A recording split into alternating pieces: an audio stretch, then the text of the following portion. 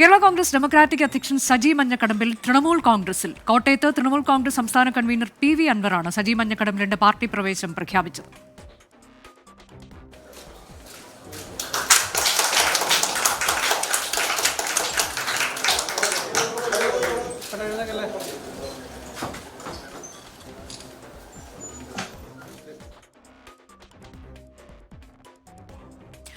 UDF ഇട്ടപ്പോൾ ഇടതുമുന്നണിയിൽ ചേരാൻ കഴിയാത്തതുകൊണ്ടാണ് NDAയുടെ ഭാഗമായതെന്ന് സജി മഞ്ഞക്കടമ്പിൽ പറഞ്ഞു. എന്നാൽ NDAയിൽ പരിഗണന ലഭിച്ചില്ല എന്നുമാണ് പ്രതികരണം.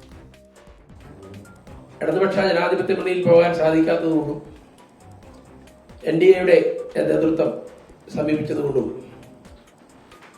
ഞങ്ങൾ NDAയുടെ ഭാഗമായി പാർട്ടി രൂപീകരിച്ചു, മുന്നണിയിൽ എടുത്തു എന്നവർ പറഞ്ഞു.